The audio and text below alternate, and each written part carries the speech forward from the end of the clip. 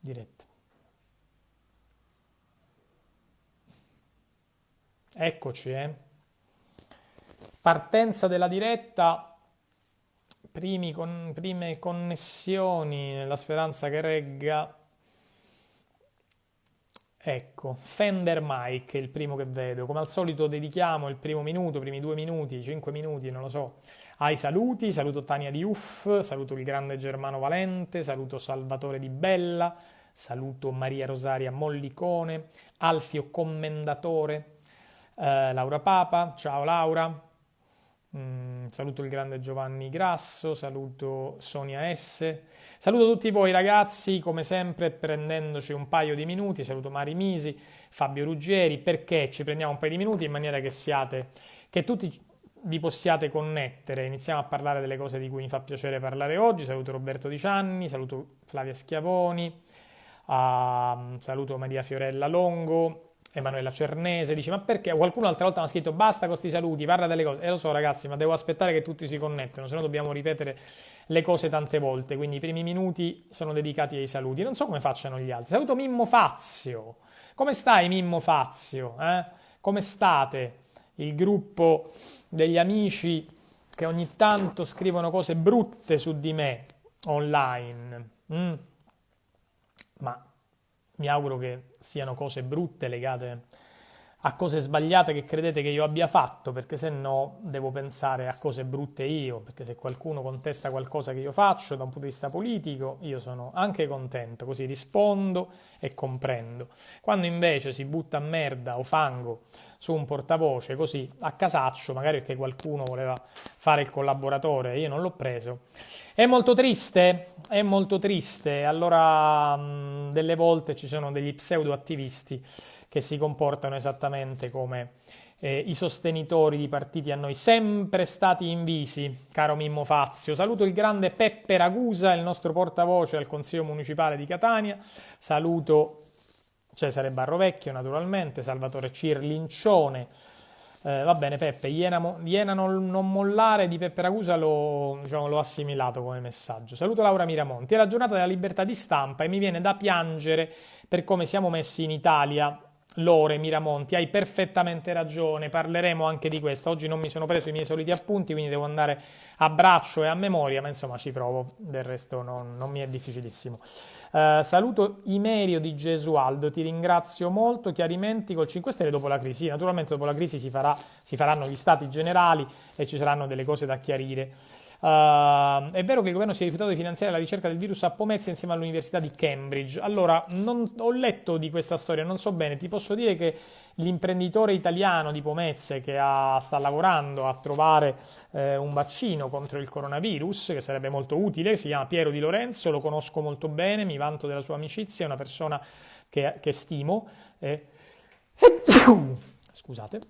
E mi auguro che vada avanti nel suo progetto. Poi ho visto che purtroppo ci sono ancora, saluto Francesco Lopumo, saluto Margherita Campagna. Scanzi fa ascoltare la musica ai primi minuti, allora farò come Andrea, vedi? Come Andrea, col quale prima ci siamo fatti una chiacchierata oggi pomeriggio dopo pranzo. Andrea Scanzi, grande, che saluto anche lui, chissà se ci segue anche lui o meno. Io in effetti potrei partire con la musica, ma non sono molto bravo nelle cose tecniche, sono forse più bravo a parlare, a chiacchierare, che nelle cose tecniche. Saluto Antonino Nino Fazio, saluto la grande Adria, la mia amica lituana che vive a Roma. Allora, onorevole, non dimenticate, mi piace quando mi chiamate portavoce e non onorevole, è un titolo che ci spetta ma che non mi fa impazzire, mi ricorda la vecchia politica, no? Quelli che si facevano chiamare onorevole, si sentivano, già ingrassavano infatti, appena facevano politica, vi ricordate i vecchi democristiani, quelli di una volta, quando io ero bambino c'era la campagna elettorale in Sicilia, io sono di Catania, e c'erano sti manifesti con ste facce sempre più gonfie, ve li ricordate? Democrazia Cristiana, Partito Socialista. A Catania, nel periodo di Tangentopoli, in cui rubavano, in cui ci sono stati un sacco di arresti, eccetera, il Partito Socialista aveva un assessore a Catania che si chiamava Mangione. A me questa cosa mi faceva impazzire, mi sembrava satira involontaria, l'assessore Mangione, Caro Massimo Marai, stiamo attenti ai lavoratori a chiamata. Sì, ne abbiamo parlato, ho parlato con alcuni di voi della Riviera Ionica, lavoratori stagionali, lavoratori a chiamata, abbiamo bisogno di aiutarli loro come di aiutare tutti. Saluto ad Antonella Mariconda, saluto Mimmo Bruno, a Barbara Rossi Prudente, a Vincenzo Caputano, saluto a Manuela Tranchida, Sebastiano Rodelli, Ermano Silanus, Toni Meli, grande da Paternò, ciao Toni, Anna Maria Velli, Maria Vittoria Molinari, Anna Violante, Rosanna Calzolari, giudice di sorveglianza del Castello di Matteo Zaccaria e moglie di Roberto Coto della Lega. Mi dai una notizia, Anna? Non lo so ancora. Saluto Angelo Giuliano, Antonella Visentin, lavoro in stand-by in una sala bingo, Crimi House non apra più, 12.000 nuovi disoccupati, no, naturalmente no, non vogliamo la disoccupazione, ma non vogliamo neanche soffrire i problemi legati alla ludopatia e al gioco d'azzardo che in Italia ha fatto tantissime vittime. Allora, Michele Bassan, ti ho mandato una mail con vari punti e un invito per una diretta in un gruppo che promuove il giornalismo con la schiena dritta. Ma Michele, dove me li hai mandati? Ti prego. Me li hai mandati su questa pagina? In posta privata? Se me li hai mandati su questa pagina ti risponderò e faccio volentieri una diretta con voi. Saluto Saverio Lo Cicero, Giovanna Tuccio, Gennaro e Patrizia Durante. Diciamo che siamo 2000 e saluto il grande Salvo Stancanelli.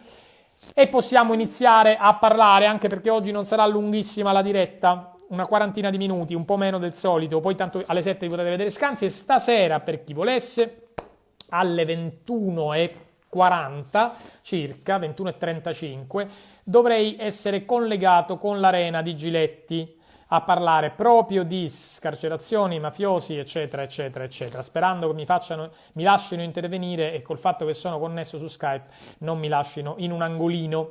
Però, come mi chiede anche Claudio Cardillo e mi chiedono tanti di voi, parliamo anche di cure per il coronavirus, sì, naturalmente. Saluto Gabriella Morandi, saluto Riccardo Mureddo, Antonio Gussio, Lino Cosentino. Cosa? Lino Cosentino. Sentite cosa scrive Lino Cosentino. Ciao mitico, ti stimo, però quando attaccherai, tra parentesi, non lo hai mai fatto, il pregiudicato di Arcore tipo alla Dibba? Carolino Cosentino, sei molto disinformato, perché recentemente l'unico che in TV ha ricordato ad Agorà che Forza Italia è un partito fondato da un condannato per reati legati a fatti di mafia, cioè Marcello Dell'Utri, e che lo stesso partito Forza Italia ha espresso un presidente della regione condannato per favoreggiamento anche nei confronti della mafia, Totò Cuffaro, sono stato io. E sai cos'è successo, Carolino Cosentino? Eri distratto, non ti preoccupare, ma eri molto distratto, poi ti puoi anche guardare il video che c'è nella mia pagina. La presentatrice ha iniziato a suonare la campanella, mi ha tolto il microfono, non mi ha fatto parlare, poi su tutti quelli di Forza Italia mi hanno attaccato dicendo lo sguaiato attacco di Giarrusso a Mulè. Non avevo attaccato nessuno, ho detto io sono preoccupato del fatto che esista ancora un partito fondato da un condannato per mafia. Lei che ne pensa? E che ha espresso il presidente della regione condannato per favoreggiamento alla mafia. Cosa ne pensa lei, Mulè? Cosa ne pensa la presentatrice? Mi hanno tolto la parola. Quindi che io non attacchi il pregiudicato di Arcore, come tu lo chiami, mi sembra un po' un falsettino. Eri distratto, anch'io ti voglio bene e ti stimo, ma eri molto distratto. Però, attenzione, ne è successa un'altra in questi giorni, perché oggi è la giornata della libertà di stampa, giornata mondiale della libertà di stampa.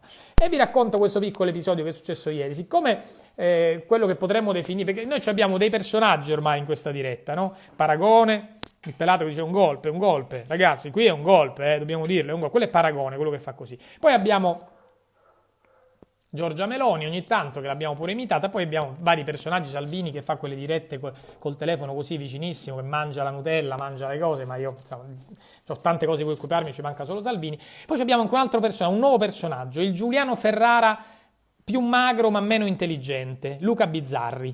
Luca Bizzarri che lavora per Rai 2, pagato con soldi pubblici, ve lo ricordo, è pagato con soldi pubblici per Rai 2, servizio pubblico, passa praticamente tutto il suo tempo a parlare male del movimento e del presidente Conte sui social. Questa è la sua massima soddisfazione. Siccome Conte, ragazzi, siete tantissimi, intanto grazie, vi prego fate le domande un po' alla volta e poi rifatele casomai dopo se non vi rispondo perché siete tanti.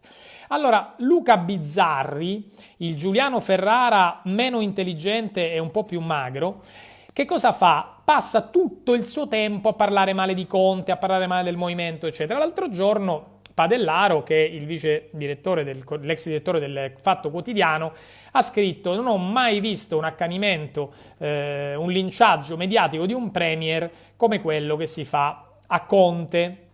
E fondamentalmente io ho risposto, e Luca Bizzarri ha scritto: ah no, sì, invece con Berlusconi erano tutti oggettivi. Io ho risposto ricordando che quando Berlusconi era premier, Berlusconi aveva dalla sua Il Giornale, Libero, Panorama, Canale 5, Italia 1, Rete 4, e aveva piazzato i suoi uomini a Rai 1, Rai 2 e Rai 3.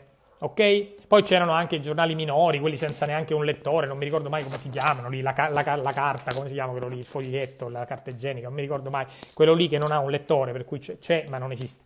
Però dico, c'erano anche dei giornali invece con dei lettori, tipo Panorama, tipo Libero, tipo Il Giornale, c'erano tanti TG che stavano con Berlusconi. Con Conte non c'è nessuno, lo sapete questo, no?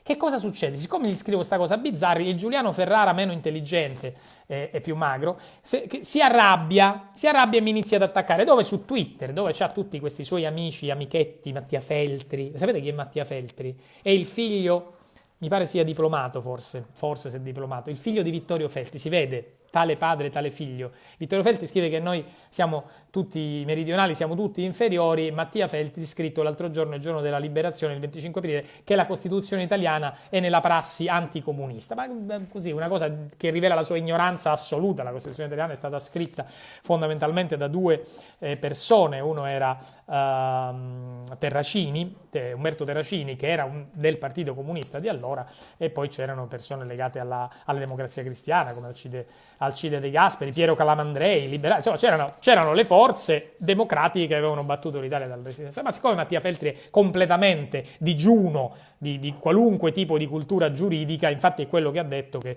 Bonafede è un ignorante un analfabeta del diritto. Bonafede, laureato in giurisprudenza, dottorato in diritto, Bonafede è un analfabeta del diritto. Lui, che non c'ha manco uno straccio di laurea, figlio di cotanto padre, che è stato messo in qualche redazione subito a lavorare, dice lui che non ha nessun tipo di titolo, assolutamente, a Bonafede, che Bonafede è un analfabeta del diritto. Bonafede.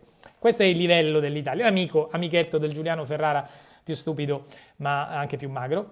E niente, e praticamente questo mio ricordare che Berlusconi aveva dalla sua buona parte della TV e dei giornali e che Conte non le ha, semplicemente è un fatto, non è che è un'opinione, non è che dice Giarrusso pensa che... No, è un fatto, stanno tutti lì. Vi ricordate chi c'era quando Berlusconi era premier, chi mise nei telegiornali? TG1, pagato con soldi pubblici, Carlo Rossella, il suo strettissimo collaboratore. TG2, pagato con soldi pubblici, Clemente Mimun, il suo giornalista di fiducia. Poi mise TG1, dopo, quando divenne il nuovo premier, Augusto Minzolini, poi parlamentare di Forza Italia. Fabrizio Del Noce, parlamentare di Forza Italia, e poi diventa direttore generale della RAI. Cioè Berlusconi piazzò tutti i suoi uomini, un po' stavano in Parlamento, un po' stavano in RAI. Poi fa anche il contrario, perché Moulet, che era il suo direttore di Panorama, poi è diventato parlamentare. Toti, che era direttore di Panorama, di Studio Aperto, del TG, manco mi ricordo più perché Berlusconi è diventato presidente della regione Liguria, e ha nominato Luca Bizzarri, detto il Giuliano Ferrara meno intelligente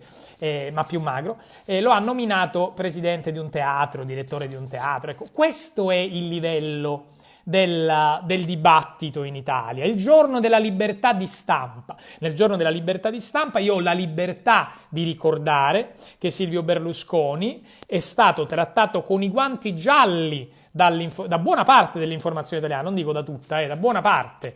Non aveva quasi opposizione, e in nessun altro paese democratico occidentale si è mai vista una concentrazione di potere così stretta fra chi era politico e chi era giornalista, fra il servizio pubblico pagato dai cittadini con il canone, che continuiamo a pagare tutti qua. Io l'ho sempre pagato, fra le altre cose, anche prima che fosse in bolletta, come un cretino, come sempre. Ho sempre pagato le tasse, ho sempre pagato pure il canone, mi pare dal 2002, da quando ho avuto una casa e non stavo più con i miei genitori. Ecco, i soldi del canone hanno pagato strettissimi collaboratori di Berlusconi, ex parlamentari di Forza Italia come Del Noce, futuri parlamentari di Forza Italia come Minzolini e il Giuliano Ferrara più magro e anche meno intelligente, Luca Bizzarri, dice che io non posso dire queste cose. Quando ho scritto, guarda, poi dice tu sei rappresentante, rappresenti anche me, quindi non devi dire queste cose. Ho detto, io rappresento 60 milioni di italiani, caro Giuliano Luca Ferrara Bizzarri, io rappresento 60 milioni di italiani, fra cui ci sei anche tu. Ok? Quindi io dico quello che voglio perché ho la libertà di parola e di pensiero in questo Stato democratico. Nel giorno della libertà di stampa me la voglio prendere tutta questa libertà.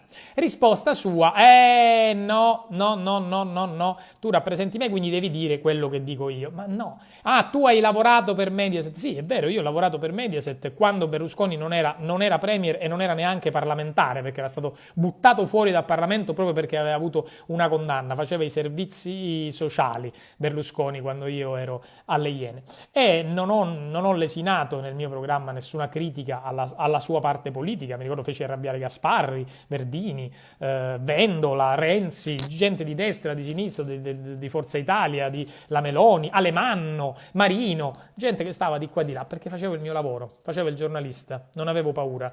E se il presidente Conte un domani facesse delle orge in casa, dei festini con delle minorenni e poi chiamasse in questura per dire quella minorenne è la nipote di Mubarak oppure direbbe, non so, la nipote di Macron, io credo che sarebbe giusto raccontare che il presidente Conte ha fatto questo, solo che il presidente Conte queste cose non le fa e Silvio Berlusconi le ha fatte, è chiaro? Quindi Giuliano Ferrara, tramutatosi in quel ex attore imbarazzante che lavora a Rai 2, pagato con soldi pubblici, Luca Bizzarri forse dovrebbe stare attento alla quantità di puttanate che dice. Poi non si dà pace, una volta che tu gli rispondi lui in Zingarella, appena lo azzicchi, come si dice a Catania, cioè lo vai a pungere, lui continua, fa il post su Facebook, insulta, si fa spalleggiare, poi il suo amico, il suo amichetto, il figlio di Vittorio Feltri, quelli che dice che siamo tutti meridionali, il suo amichettino, Mattia Feltri è quello che non ha titolo di studio. Lui, Mattia Feltri, forse è diplomato, magari è diplomato, poverino, ha preso il diploma. Gli ha fatto l'articolo sulla Stampa in cui ha scritto Luca Bizzarri su Twitter distrugge Dino Giarrusso, perché loro sono degli amichetti, fanno queste cose così. Il livello è questo, ragazzi. Il livello della stampa italiana, questo è. E purtroppo non solo della stampa, perché questi signori lavorano in Rai e li pagate voi, li paghiamo tutti noi. Tremonti, ne ho parlato tanto di Tremonti, poveraccio. Conte è troppo signore e troppo onesto, scrive Cinzia Murgioni, per cui nel giorno della libertà di stampa io vi invito ancora una volta a fare circolare la verità, a parlare di queste cose, a non nasconderci, a non preoccuparci, a non spaventarci. Questi pagliacci non mi fanno paura, i pagliacci non mi fanno paura, mi attacchino, mi querelino, mi insultino, hanno sempre il ricatto, perché qual è il ricatto? Dico, ma tu lavoravi in televisione, ora ti fai sto mandato da parlamentare europeo, poi finisce il mandato e che fai? Non ti facciamo lavorare più, rimani disoccupato, non mi interessa. Non mi interessa, questi ricatti fateveli fra di voi, io sono superiore, se c'è una verità io la racconto. Che Berlusconi sia stato quello che è stato, che abbia piazzato in Rai i suoi uomini, che il suo partito sia stato fondato da un condannato per mafia, io non me lo dimentico. E paragonare il trattamento mediatico che ha il presidente Conte, che viene attaccato quotidianamente da tutti i talk show, da tutti i giornali, in maniera schifosa, vergognosa, totalmente distante dalla realtà, tanto che persino il Manifesto, il quotidiano di estrema sinistra, ha fatto un appello per dire ma basta con questo linciaggio. Persino il Papa ha detto se devo attraversare un fiume non cambio cavallo a metà del guado. Il Papa, non so se ci rendiamo conto del livello, persino loro, che certamente non sono grillini, si sono resi conto di quello che sta subendo il presidente Conte, però poi arriva il Giuliano Ferrara meno intelligente e più magro, Luca Bizzarri, e dice che invece no, Conte è stato trattato esattamente come Berlusconi. Il Movimento 5 Stelle ha occupato i media come faceva Berlusconi. Ditemene uno che è stato messo del Movimento 5 Stelle in qualche TG, in qualche direzione, in qualche Rai Cinema, in qualche Rai Fiction. Uno, no due. Berlusconi ve li dico io, Minzolini, Del Noce, Mimun, Carlo Rossella, ma ve ne posso dire 50.000, Porro stava su Rai 2, faceva Paragone, ve lo ricordate il vice direttore di Rai 1, poi vice direttore di Rai 2, Paragone messo dal centrodestra in quota Lega? Poi ho scritto che la Rai è lottizzata e lui ha detto che mi denuncia perché ho detto che la Rai è lottizzata, l'ho detto solo io, è un'accusa gravissima, deputato, è un'accusa gravissima, poi sempre il Giuliano Ferrara, quello meno intelligente, quello un po' più magro, Luca Bizzarri, no? Dice mi denuncia perché ho detto che la Rai è lottizzata. Ciccio, negli ultimi 70 anni in Italia si parla di Rai lottizzata. Tu forse dormivi o stavi a farti un cannone, non lo so che cosa stavi facendo, ma di quelli forti però, perché è stato stordito diversi anni. Se denunci me perché dico che la Rai è lottizzata, devi denunciare più o meno tutti i commentatori italiani. Lo stesso Bruno Vespa disse la Rai è lottizzata, certo che è lottizzata, io sono entrato in quota Democrazia Cristiana, Vespa, non proprio Di Battista o Giarrusso o Di Maio, no, Vespa lo ha detto, lo disse Mentana che era entrato in Rai in quota socialista con Craxi, lo disse Sandro Curzi che stava in quota comunista con il Partito Comunista, era il direttore del TG3, era anche un bravo direttore ma era entrato perché la Rai era lottizzata. Deborah Bergamini, mi ricorda l'amico Sarcinelli, Deborah Bergamini era Forza Italia ed è stata in Rai, perché questo ha fatto Berlusconi, ha piazzato i suoi uomini in Rai. E quel genio a 7 teste, come direbbe mia mamma, del Giuliano Ferrara meno intelligente, Luca Bizzarri, scrive che Conte e Berlusconi da punto di vista mediatico se la passano nello stesso modo. Questa è l'Italia, amici. Andate a commentare il post che ha fatto in cui mi tagga, in cui mi chiama il Calboni del presidente, poveraccio, perché poi questo è il classico meccanismo di proiezione, no? Chiunque abbia un minimo di conoscenza della psicologia è proiezione. Se c'è un leccaculo, cosa fa il leccaculo? Dice a uno che dice la verità, sei un leccaculo. Se c'è un violento, uno che picchia gli altri, magari si fa uno squadrista che insieme ad altri, a un gruppo 10 contro 1, picchiano a qualcuno, poi gli dicono sei un violento a quello che hanno picchiato. I leccaculo dicono ad altri sei un leccaculo, perché è un meccanismo di proiezione, poverini, dovrebbero andare da uno psichiatra, con tutti i soldi che guadagnano in Rai, soldi pubblici, magari uno psichiatra io glielo consiglio. Da Giletti non lo so come andrà stasera, proverò a dire la mia come sempre perché sono abbastanza arrabbiato per come ha impostato la sua ultima puntata Giletti, credo che anche un po' per compensare mi abbia invitato per stasera. Allora, 2 parole dalla Chirico dopo Feltri difende addirittura Renzi, ma la Chiri, ma gioia mia, chi era che mi ha scritto questa cosa? Chiedo scusa. Franco Rispoli, caro Franco, purtroppo non possiamo occuparci di tutti i casi umani proprio che sono in Italia, mi occupo di alcuni casi umani ma non proprio di tutti.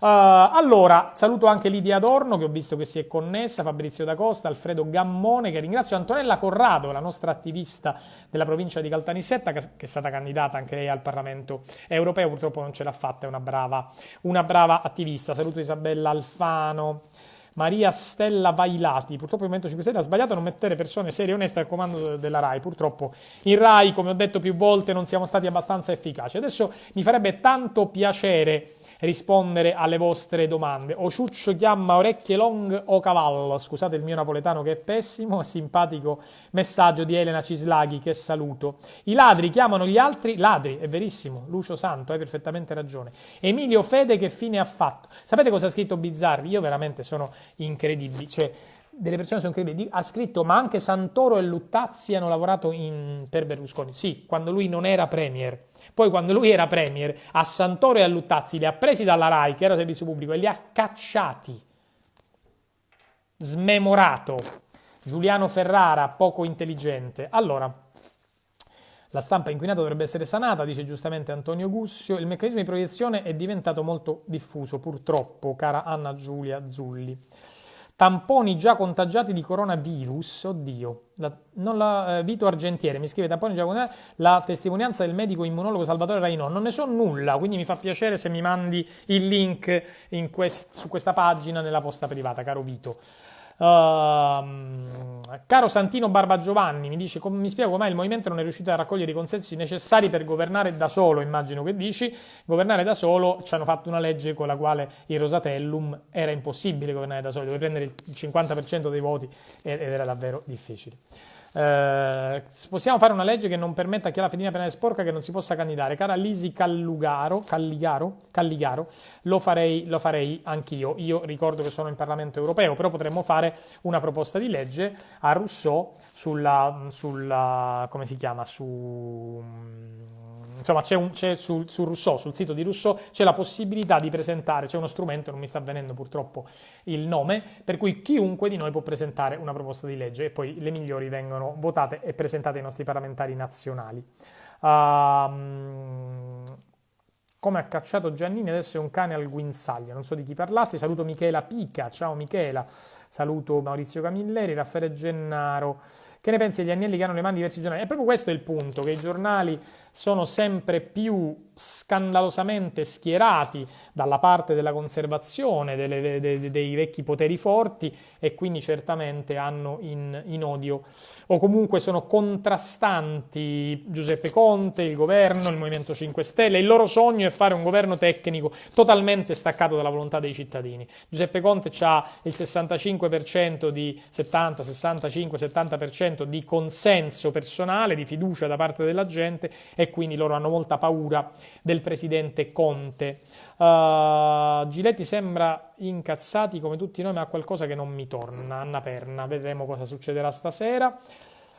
Povero Giuliano Ferrara, ha scritto parlando bene di Conte del governo, non paragono, no, lo paragono paragono Bizzarri a Ferrara, non il contrario.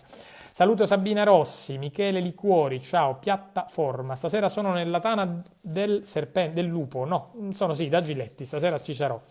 A Cosenza la Presidente Santelli, che dobbiamo ringraziare tutti in piazza senza mascherina. Spero non ci siano contagi, anche io lo spero. Sono contrario alle riaperture che forzano i decreti del Presidente del Consiglio. Perché ne sono contrario? Perché il Presidente del Consiglio ha tutti gli strumenti per gestire la situazione a livello nazionale, e questo deve fare. Non facciamo questo enorme errore di avere fretta dopo che abbiamo subito così tanto, perché rischiamo di tornare indietro, ragazzi, ve l'ho detto tante volte. Caro Giampiero Taormina, far finire il bluff di Renzi appena uscito dalla pandemia. Lo so, purtroppo Renzi è un personaggio imbarazzante che sfrutta il fatto di avere piazzato alcuni suoi fedelissimi in Parlamento per ricattare in qualche modo il governo. Beppe Grillo, questa è un'altra cosa che mi hanno chiesto molti, Giuseppe Mastro Giulio. Beppe Grillo il 17 dicembre è uscito da un hotel con la mascherina perché lo Stato non ha preso provvedimenti. Ma ragazzi, non penso che Beppe Grillo sapesse che c'era una pandemia in atto, no? Se no ce l'avrebbe detto a tutti. Ascoltami, perché non fai partecipare con te anche Di Battista? Arriveresti a mio avviso a 200 spettatori a diretta. Immagino che tu dici a 200.000, perché noi ne facciamo più di 200. Fabio Chisari, bonus 600 euro ancora in attesa. Fabio, io so che oltre il 90% lo hanno ricevuto il bonus da 600 euro, sono ben pochi quelli che sono ancora in attesa.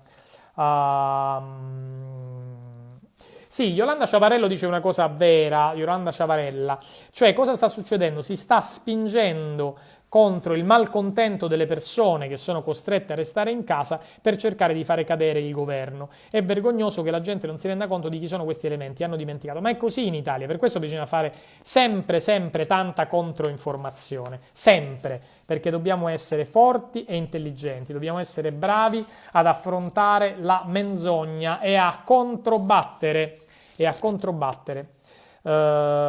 Questione vaccini, guarda, chi è? Simonetta Belfiori, io l'ho già detto cosa ne penso che non bisogna essere pregiudizialmente contro i vaccini perché hanno salvato tantissime vite umane, ma avevo dei dubbi, non io sinceramente, in realtà alcuni amici medici me ne avevano parlato, di quella legge che metteva 12 vaccini nel primo anno di vita. Infatti in molti stati del mondo non è così, quindi non è che siamo noi quegli strani se non la facciamo, se non ne facciamo fare 12 nel primo anno di vita, semmai siamo quelli strani se lo facciamo, siamo diversi dagli altri quantomeno.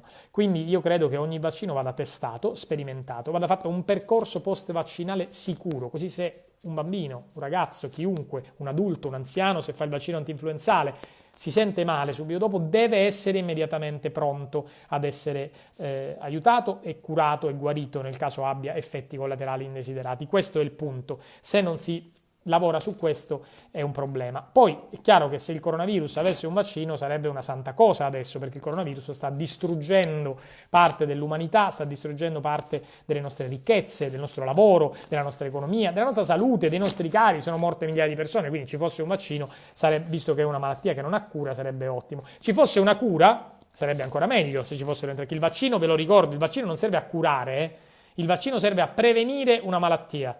La cura serve a chi ha già preso quella malattia per debellarla. Sono due cose diverse, non sono la stessa cosa. Non è che il vaccino è una cura, il vaccino è una prevenzione per evitare che tu prenda quella malattia.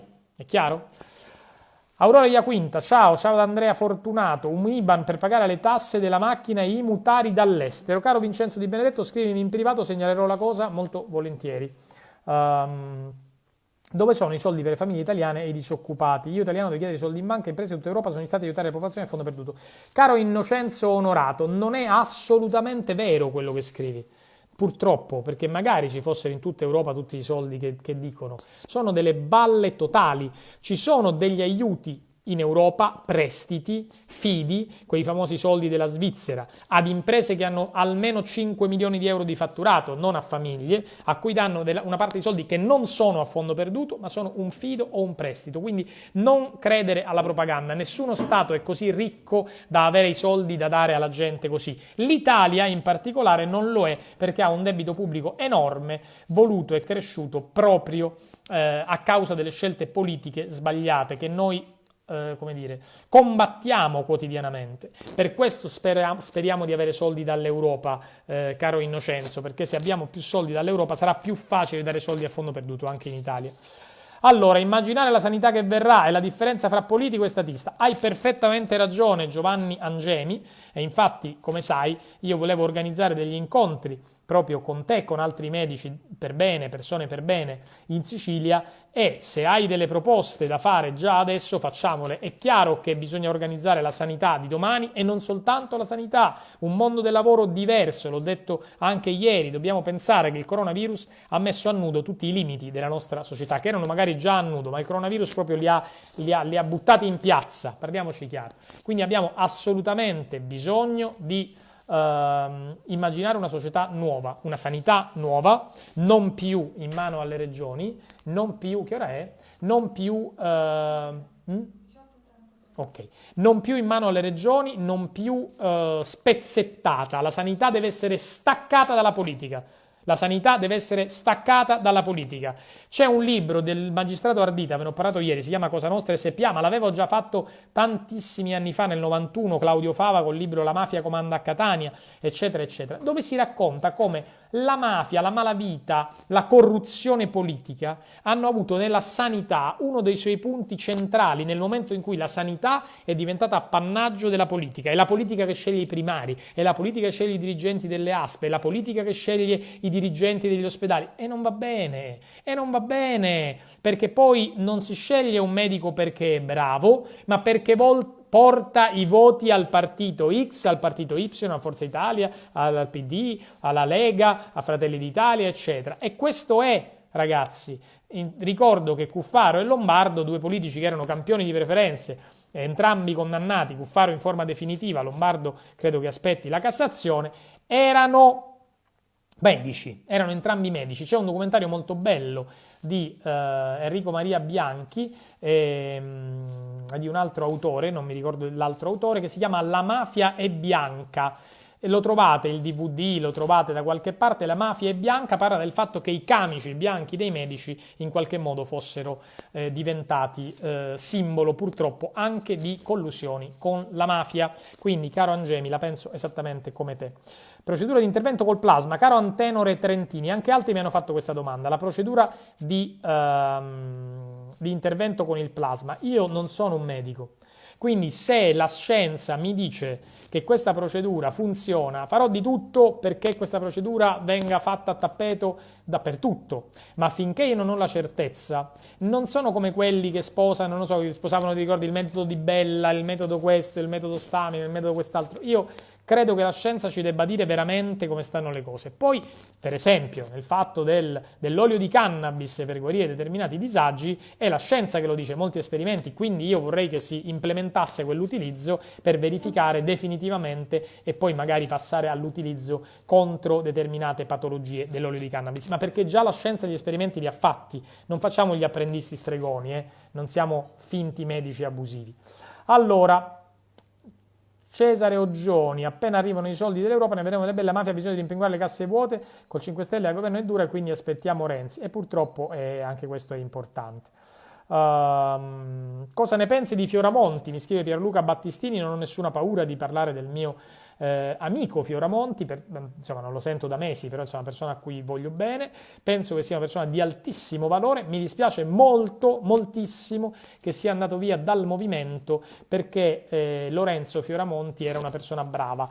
Comprendo la sua amarezza perché non erano stati dati alla scuola, all'istruzione, quei soldi che lui chiedeva, però secondo me avrebbe fatto molto meglio a rimanere e a continuare a chiedere di più. Il fatto che lui sia andato via dal movimento, secondo me, è stato un grande errore, lo ha fatto nei modi e nei tempi sbagliati e questo secondo me ha anche un po' tarpato le ali a quella che poteva essere una maggiore presenza innovativa del movimento nel ministero, perché tant'è vero che è stato spezzato in due, da una parte è andata Azzolina, va benissimo, dall'altra è andata Manfredi Università, invece magari con Lorenzo avremmo potuto ottenere di più, però sono scelte sue, io l'ho criticato perché secondo me ha fatto una grandissima cazzata, se lo volete sapere, a lasciare il movimento, avrebbe fatto meglio a continuare le sue battaglie all'interno del movimento, perché è una persona molto valida.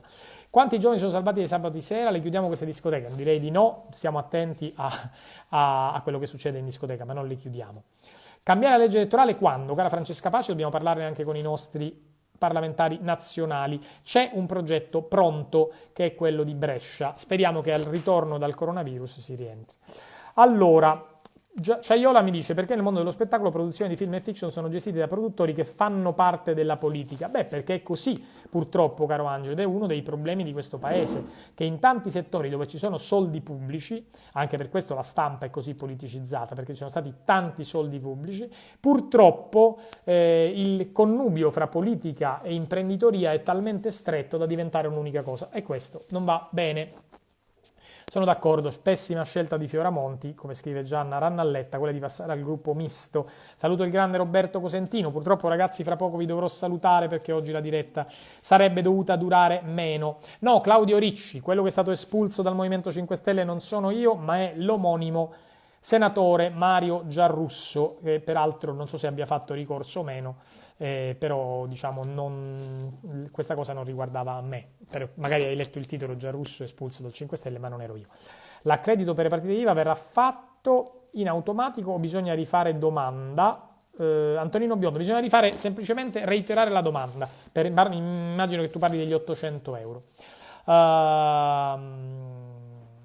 Sì, Rosa Morelli, sono perfettamente d'accordo che è stato un errore da parte di Fioramonti. Ho detto che ho sbagliato i tempi e i modi della sua fuoriuscita. Più di dire questo, cosa devo dire? Non è che devo andare nel dettaglio perché ha detto delle cose sulle restituzioni, eccetera. Peraltro quelle cose sulle restituzioni le hanno dette tanti altri anche. Sebastiano Giarrusso, che non è mio parente ma si chiama come me, penso che uno Stato quando cede la sovranità monetaria è destinato a morire. Perché ci dobbiamo far prestare i soldi quando potremmo avere la nostra lira senza pagare. Caro Sebastiano Giarrusso, come ho spiegato l'altro giorno, non è così, purtroppo. Nessuno Stato che ha sovranità monetaria può stampare tutti i soldi che vuole e risolve i suoi problemi. Non è così. Se così fosse non esisterebbe la povertà al mondo. Tutti stamperebbero soldi e li distribuirebbero in giro a tutta la popolazione e saremmo tutti felici e contenti e ricchi. Non funziona così. Purtroppo il denaro corrisponde a dei beni concreti. Il denaro che uno Stato stampa. Se uno Stato stampa denaro così a caso, sarebbe come se fosse denaro falso, non avrebbe più valore, come il denaro, come i soldi del Monopoli, come dicevamo una volta. E quindi purtroppo non è la soluzione. La sovranità monetaria può aiutare, può essere un domani una soluzione, visto che l'euro non ha funzionato, per carità. A oggi sarebbe un problema uscire dall'euro, ma magari un domani no. Così come se l'avessimo fatto 15 anni fa sarebbe stato diverso, sarebbe stato un bene. Però al momento ti assicuro, al di là di quello che riguarda l'Italia, che non è vero che uno Stato che ha sovranità monetaria stampa tutti i soldi che vuole e va alla grande. Questa cosa qui non corrisponde a verità, ti assicuro, basta studiare un minimo di economia. Ogni lira, ogni euro, ogni peseta, ogni sterlina corrispondono a un valore che c'è in quello Stato. Se tu stampi moneta così, quella moneta non vale più. Se io in questo momento stampo 1 miliardo di euro falsi, non valgono, capisci? Se li stampa la BCE e sono veri, o li stampa la zecca italiana, quello che è, e sono veri, sono euro veri, quelli valgono perché c'è un controvalore in Europa. Ma se ne stampa troppi, ogni euro che c'è in circolazione vale un po' meno, capite? perché quelli non valgono niente. Allora, Riccardo Mureddo scrive mail alla sede INPS, ok, Zina Cristaldi sull'efficacia del plasma infetto, è il caso che io sia più informato. Sì, Zina, io mi voglio assolutamente informare su tutte queste cure, ripeto. Però vi ricordo che un mese fa, più o meno, c'era un video di un tipo giapponese che diceva: qui c'è questo farmaco che si chiama, non mi ricordo come, che risolve tutti i problemi, perché in Italia non... Vedete che qua sono tutti liberi, sono tutti tranquilli, grazie a questo farmaco che c'è in Giappone. Poi si è scoperto che era una puttanata. Quindi stiamo attenti. Magari questa cura del plasma sia ma magari, io non vedo l'ora che ci sia una cura prima ancora che un vaccino, perché ripeto, il vaccino impedisce di ammalarsi, se funziona, se è vero, se non ha effetti collaterali, ma la cura guarisce. Una volta che tu sei malato col vaccino non ci fai più niente, non so se è chiaro, per cui non vedo l'ora che ci sia, però cerchiamo di essere sicuri che sia una cura vera. Da Giletti sarò intorno alle 21:45 credo, mi sa che fra poco vi devo salutare. Spaccatura dei 5 Stelle in Sicilia, non assessori, immagino che tu dica consiglieri regionali, cioè deputati regionali. Sì, purtroppo c'è stata una spaccatura e bisogna capire perché c'è stata, è una cosa... Io non parlo, vedete, io parlo di Europa perché è il mio ruolo, parlo di governo perché ho il ruolo di facilitatore nazionale, soprattutto per quelle cose, scuola, università, cultura, ma non mi piace parlare di quello che succede nella regione Sicilia, visto che ci sono 20 deputati regionali ai quali vi potete rivolgere. Perché non mi piace in questo momento parlarne? Perché c'è una spaccatura evidente. Ci sono stati voti molto diversi, sì, no, astensioni e assenza, cioè tutte e quattro le ipotesi il Movimento 5 Stelle con i suoi 20 deputati regionali le ha contemplate. È un problema, non bisogna nascondersi dietro un dito, però non sono io la persona più adatta a parlare di questo. Magari quando si sarà fatto un confronto importante con i regionali potremo parlare anche di questo. Allora, grazie Anna Maria Enrico, grazie a Ivan Baio, grazie a Alessio Pezzola, pieni poteri a Virginia Raggi che è una grande, grazie a Zachi Trufi, Fabio Orassi, saluto Benedetto Bruno, saluto Lia Zami. Bisogna cambiare la legge elettorale con urgenza. Lia, bisogna cambiare la legge elettorale, sì, purtroppo il Covid ha fermato tutte quelle attività parlamentari che riguardavano altre cose. E la legge elettorale era stata depositata una bozza proprio da Brescia. Io vorrei una legge elettorale dove ci fossero le preferenze, dove ci fosse insomma dove non ci fossero trucchi, come ci sono stati nel Porcellum prima, nell'Italicum che non è mai entrato in vigore e nel Rosatellum poi. Allora, grazie ragazzi, ci vediamo più tardi, saluto Gerardo D'Angelo, ci vediamo stasera da Giletti, forse se riesco con i vari telefoni faccio contemporaneamente una diretta Facebook mentre vado da Giletti e quindi ci vediamo più tardi, intorno alle 9:30, 9:35 inizierà la diretta mia con il programma di Massimo Giletti. Un abbraccio grande e a presto.